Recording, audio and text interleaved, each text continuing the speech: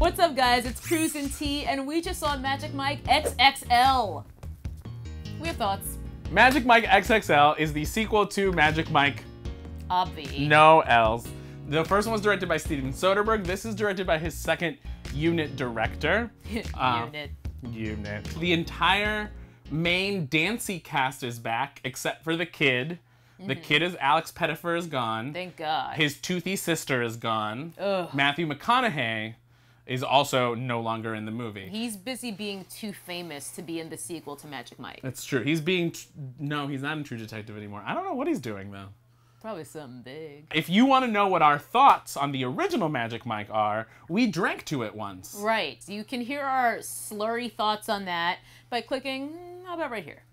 This movie, I'd say, does a much better job at handling like the fun that you're expecting from this kind of movie. It's funnier, it's lighter. There are literally no stakes to the story. It's just a silly road trip movie about strippers. In terms of which is better, I would actually say I prefer Magic Mike's sequel to Magic Mike by quite a bit. I think they made a lot of the same mistakes that the first one made, but to a far less severe degree. There was a lot of like angsty brooding when it's just like, isn't this supposed to be kind of a comedy, fun movie? And there was a lot of things in there that made the movie longer than it needed to be and just stuff like that. But overall, I think it was a lot more fun and they did a better job kind of embracing what the movie should be. They just almost didn't take that far enough. And ultimately what you wind up with is planes, trains, and autoerotic asphyxiation. The dancing, which is really what all of you want us to talk about, is, you know, I remember the first one, a lot of people's kind of complaint was that there wasn't enough dancing. This one has a stronger focus on the dancing. It's still sort of lacking in that department. There's a lot of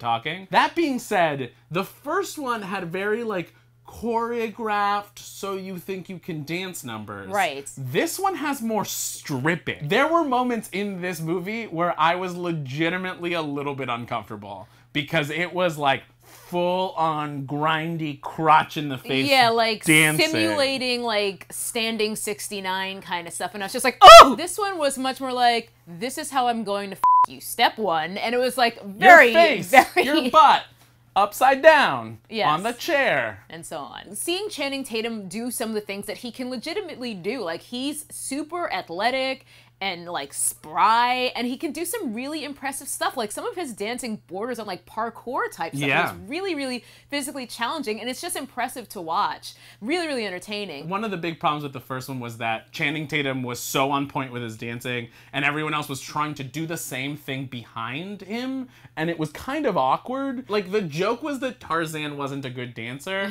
but the joke didn't play. Whereas in this one, I think they made a really good decision to use everybody's strengths to the best of their abilities. And so like Matt Bomer, first of all, they just talk about how he looks like a Ken doll, because he does. Yeah. And he gets to sing, which I didn't know he could do, and he can do really well. I think they just like wanted to give him more business for the movie. Like they're like, he needs a little bit of business. He needs to have his own arc, and they do kind of give each character their own thing that they're working on, which frankly I find to a large degree unnecessary. Like I don't care. I want to watch dancing and abs. There's a lot of really good cameos in this movie. Yeah. Jada Pinkett Smith is in it, and she... Not a cameo. She's got a proper role, and she kills it. She kills it. She basically replaces Matthew McConaughey, and I don't miss McConaughey at all. Not She's so good. Bit. Andy McDowell makes a really surprise cameo, and I'm not going to say anything about it. It's just a really great scene. Overall, I mean, I think the sequel's much stronger than the original. I'm sorry, Steven Soderbergh. I think your second unit director outdid you. If you are at all interested in male strippers, or just Channing Tatum, or Joe Manganiello, or Max Boner. Yes, if you're interested in any of those boners, this is a good movie for you to go see. If you looked at this trailer and you were like, I'm excited about this, continue to be excited about it. Go check it out. Totally worth it. Well, that's what we thought of Magic Mike. Let us know if you've seen it, or if you're going to see it, if you are emphatically not seeing it in the comments. And also let us know what song makes you feel like you're in the mood for some stripping. Thanks for watching, and make sure you subscribe to CineFix for more movie reviews and all the other crazy crap we do.